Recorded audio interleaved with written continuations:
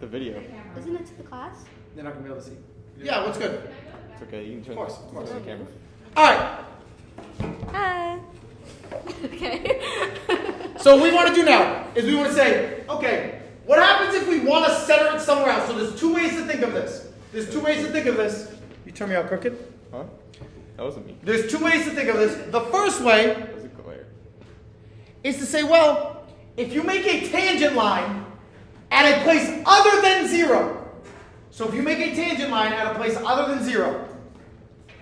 And so this shows us how to do it. If we said, hey, let's make a tangent line at a place other than 0. So we have a point, not at 0, at A. We have A, f of A, point. Then we need the slope at f of A, at A, f prime of A. And if we put that into point slope form, you go y minus y equals slope times x minus x. And there's your point slope.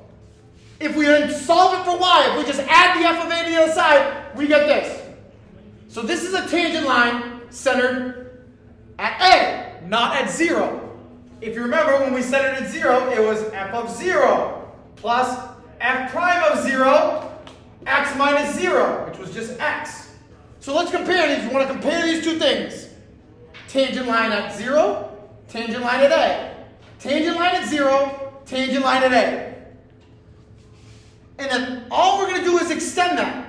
So if you notice, the only difference is, instead of plugging in 0, you plug in a. And then after the x, you need to do x minus a. Technically, before, this was x minus 0. So every one you just did in our Taylor series formulas, centered at 0, you were technically doing x minus 0. But you were just like, we don't write that. We just write x.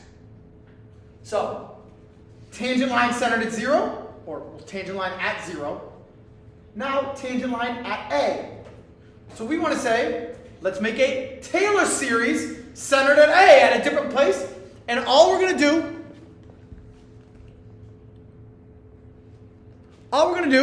is then extend that. And we're going to say this is our new Taylor series formula centered at a. So there's two things you need to remember so you don't screw it up. The two things you need to remember, the easy one that people remember is instead of plugging in 0, f of 0, f prime of 0, f double prime of 0, f triple prime of 0. Instead of plugging in 0, if you want to center it somewhere else, you need to find, if you want to center at a, you have to find f of a, f prime of a, f double prime of a, f triple prime of a. But the other one is that every x you write, instead of just x to the first, x squared, x, you have to do x minus a squared, x minus a cubed. And so now this is the Taylor series centered at a different place, or centered anywhere. Because if you make a 0 here, this is the, I would call this the even more general formula, because if you make a 0 here, think about it in your head, looking at that formula and saying, let's replace all the a's with 0. What does it become? It becomes the same thing we were just doing. Does that make sense? If you replace all the a's with 0 here, it's like, oh, that's the one we were just using before. So this one's just a little more general. If you want to center it somewhere else, this is what you do. Okay? If you remember this one, then you would already know the one centered at 0, because you could just put in zeros for a. So this is the kind of more important one. It's the same as the other one, except plugging in a instead of 0 and doing x minus a every time. And so, and the general formula is the same. The nth derivative at a over n factorial x minus a to the n. So anyway, so we want to do these. So let's do it. Do you want to try this or do you want me to do it? I'll do it. I'm afraid if I write on the board that it won't show up on that thing, so I'll write on the screen, although I keep running out of room and stuff. So, the formula we want to write then, now we want to be able to, instead of all this f of 0, we're going to start and we're going to say for any function here, our formula, and it takes up a lot of room, I should write this, so I want to write a lot smaller, so that I can do it. And then they're not going to be able to see it in the video, we'll see what happens here. So we want to be able to say, for any function now, to make this Taylor series centered 2, it's going to be f of 2 plus f prime of 2, and then where people then mess up is so used to writing x, we have to go x minus 2. No, it's small. We're multiplying this here? Yes, so f prime of 2 and x minus 2 multiplied. So it used to be f prime of 0, x. Now it's f prime of 2, x minus 2. And then this pattern continues. And I'm going to go f double prime of 2 over 2 factorial x squared. This, no, ooh, see I screwed up. X minus 2 squared.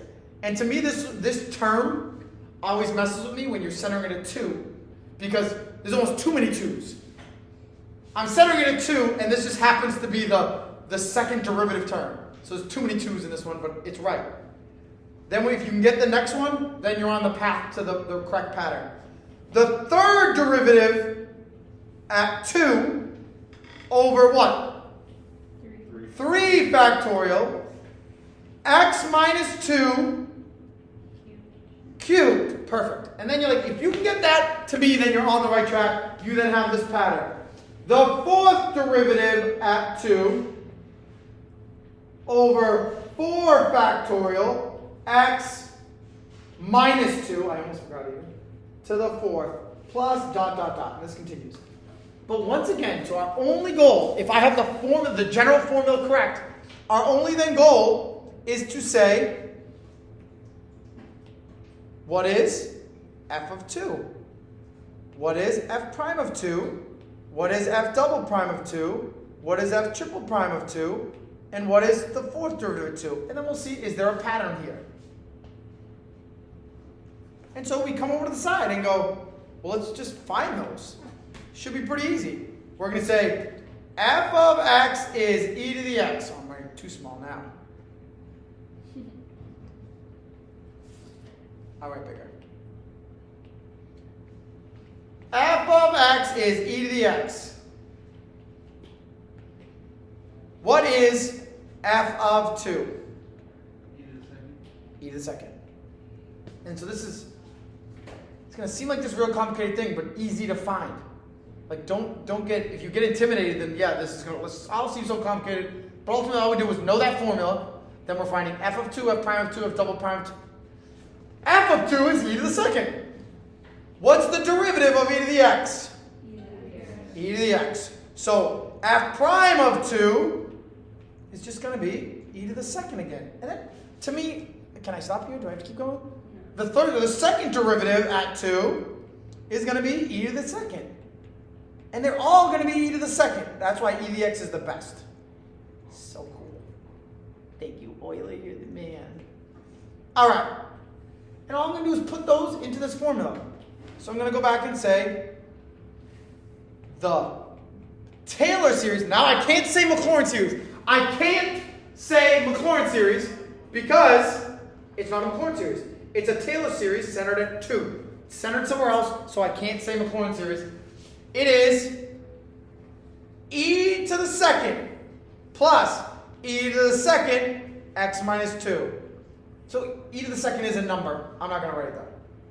Plus e to the second over 2 factorial x minus 2 squared. Wow, that says a lot. Plus e to the second over 3 factorial x minus 2 cubed. Plus, and I can go to the next term, e to the second over 4 factorial x minus 2 to the 4th. Plus, and this would continue. That's it. That's the Taylor series centered at 2 for that function. You can do this for any function. I like to start off with e to the x because this is really easy to do. The derivative, plug in 2, derivative, plug in 2, derivative, plug in 2, whatever. Cool? So,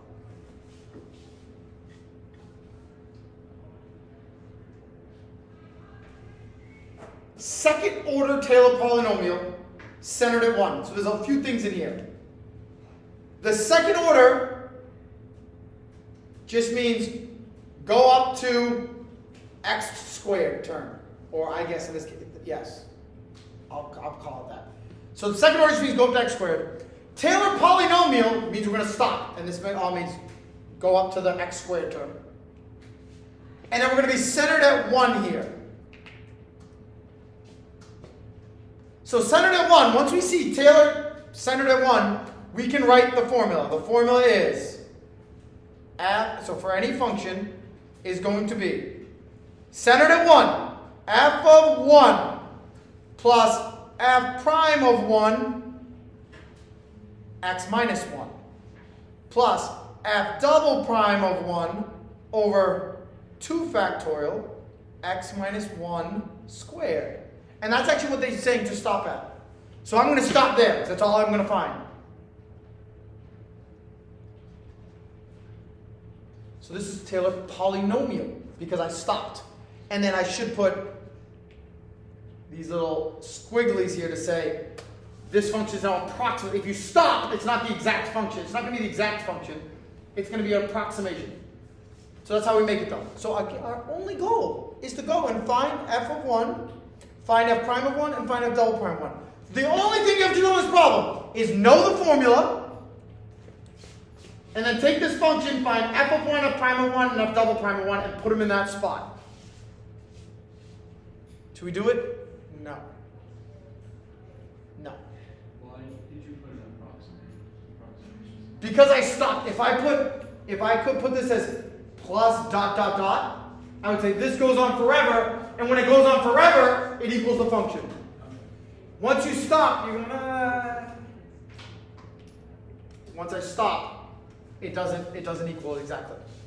And sometimes the notation they use, they'll say this is P2 of x. That's this like polynomial, polynomial of second order. Sometimes they'll write that. And you could say this approximates the function. Like, I don't know if you guys ever read L of x. If for the linearization, and we'll go back to when we linearize. Now going back to linearization is going to be the easiest. It's just make a tangent line. But anyway, so this. So you just need to find those 3 things.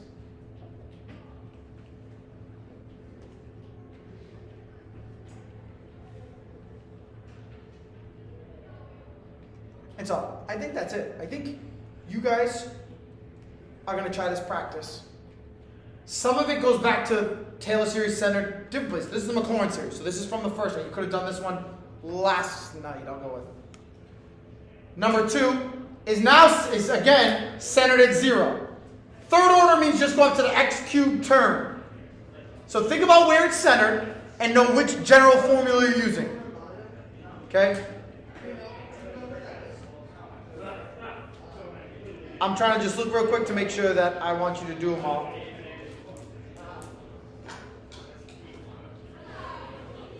So try 1 through 7 and we'll do 8 together. Try 1 through 7 and we'll do 8 together. And I'll write that on the thing. So that's going to be a practice. And so the other class while I'm away, we'll watch the goals. Watch this. They'll try 1 through 7 and we'll all be on the same page next week. Is it an A day? Is Monday an A day? I think so. I have all you guys, and I think that only happens one day. No, next Monday. So yeah. So I'll see all you guys. Cool.